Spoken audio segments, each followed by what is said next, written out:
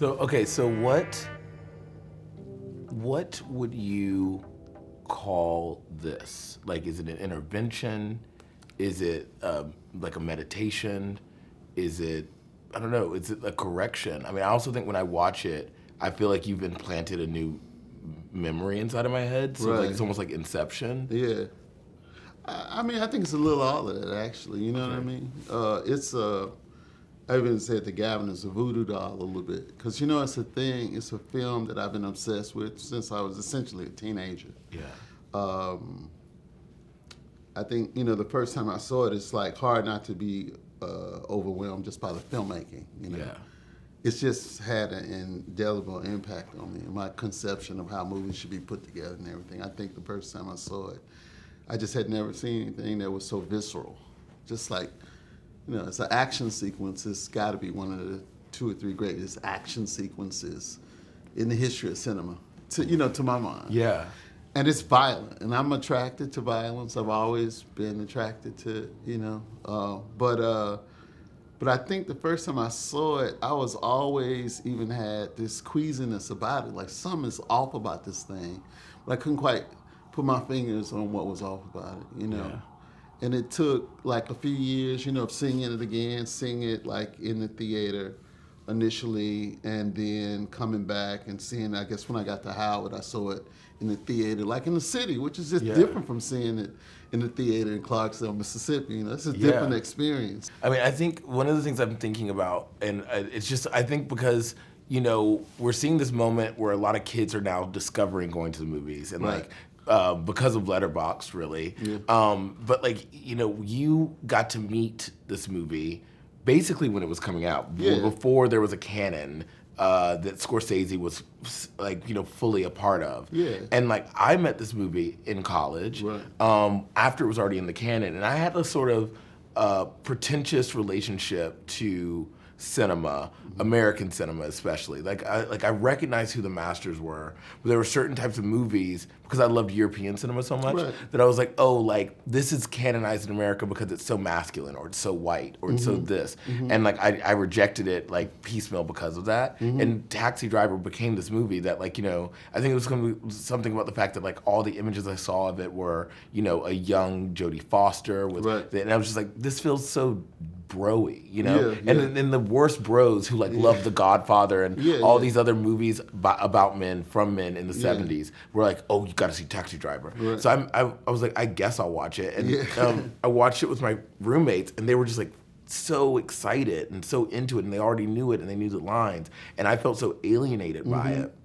And then the scene that got me was the tracking shot down the hallway to him on the phone. Oh, yeah. I don't know what it was about his performance or the way the camera moved. I think maybe I didn't know or hadn't felt a camera do that before. Right. And it like did something different to me that I was yeah. like, oh, now I like this movie for some reason. Yeah. So do you know how did your community meet the movie? Like, what were did Black people like this movie? Look, I don't know, man. Honestly, I went to see it like I went to see a lot of things because I was interested in them, like 2001, which I've referenced a lot.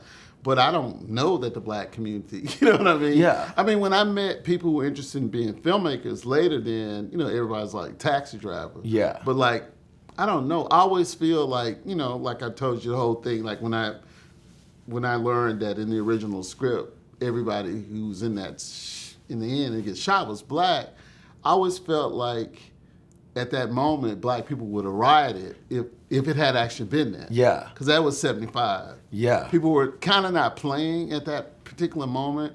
And Black people were actually being seen on screens as main characters as well. Well, see, one of the things about Taxi Driver, it was a sort of response to blaxploitation movies. Because you got to admit, see, before 1970, I can remember as a kid, if a Black person was going to be on television, like outside of sports, if they won't be on television, people were on their telephones calling people and saying, there's something that's going to be on tonight. Like Julia was the first TV show that was regular that had a Black person. You just didn't see Black people on them outside of like I said, sports or something like that. So when blaxploitation happened, and the Roxy was popping. It's hard to even communicate how radical a shift it was, because you went from like no Black people and maybe Julia and Bill Cosby on I Spy, And all of a sudden, it was like Shaft, Superfly, Sweetback's Badass Song. It was just some outrageous, Slaughter's Big Ripoff, a Dolomite. Yeah. It was just insane. All of a sudden, it was like overnight. It just seemed like it was a revolution, And so, so in some ways, Scorsese and them, as white men, they were really reacting to like all this black masculinity being on display all of a sudden. You know what I mean? I mean, so much of the black thing to me, like my often cited thing is like, if you look at where black culture is strongest in these places of what I call immaterial invention, not material invention, because we were material when we got here. You have to be able to control materials to work with material. Yeah. But the spaces, like Nam June Paik said, the most beautiful, the most cited thing I've ever said is like, he said the culture that's going to thrive in the future is a culture you carry around in your head. And like when you see black Americans, black people, it's true. Like the Middle Passage is that. What can we carry on our nervous systems? Dance, oratorical stuff, musical stuff. It's all on our nervous system.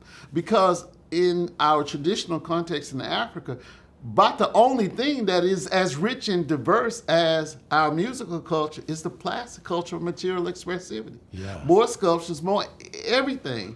But you can't bring an architecture or a sculpture which on a slave ship. No. But you can bring dance, song, these kinds of things. So and also you can bring the blueprints for that architecture. Well, that's what I'm saying. It is blueprints. Yeah. It's blueprints. Because so much of our thing too is not only what we remembered, but like what were we able to recontextualize and repractice. And so like to me, like even when you're talking about the remix, I always like to say our primary thing has been in the space of immaterial expressivity. Yeah. And that's why the remix is important, because it's not often the material, it's the treatment of material. Yes. Oftentimes it's like what we do to the givens, whether chitlins or whatever. Things are imposed on you, how we flip it. Yeah. So it's the same thing. Like maybe, I don't know what our cinema would have looked like if we had had the space to practice it as readily or as frequently as we did music. It would be a completely different thing. But it's a rarefied context for us. So what you end up doing, in a way, if they had been like desktop editing, we would have been doing this the whole time. I think there's a type of like very cynical person who's like, well, in 5 years, ChatGPT could have just done this. You could just typed in, do the ending Taxi Driver with black people. Right. For those people, why didn't you wait? And because I'd already waited 30 years, it was completely bound up with the AJ of 28, 29 years old. Yeah. And I used to say, man, it'd be like really intense if you did this. And like the majority of my ideas, I just let them go away because there was no context to do them. And essentially, when I started thinking about what I wanted to do or what we could do for, the show that's coming up at Gladstone, I was like, I had this idea years ago that just has stuck with me. The ones that stick with me, you gotta, they just keep popping up. Like I see this piece a little bit as being a sort of disenchantment. Yeah. You know what I mean? Like a counterspell or something. And as I say, I got a very intensely ambivalent relationship with it because I do think it's great. It's a great movie, but I do think it's a racist text, which makes me think about, it's about myself too. Like, well, what's wrong with you? Like, I know, certain brothers and sisters gonna be like, well, what is the logic behind making the movie where all the black people get killed? Yeah. But my thing is like, it's in there anyway. Yeah. It's implied. You know what I mean? It's like just because they did that one little switch, it made this character white, like the pimp character and the people in the thing, it kind of, in a sense, casts itself as something slightly different from what it really is. But the true face of the film is, it's a Dylan Roof moment when he goes in. Yeah. And I mean, it's a harsh thing to say about a film. It's like an undeniably racist text, but, I say it with love on a certain level. It's an amazing movie, and he's the best, as far as I'm concerned. So. I also think that, I don't know, just not to like jerk off Scorsese because people do it a lot, but I mean, I do think that like for someone who's so committed to black and brown cinema on the world level, like this would excite him. I hope so. Yeah.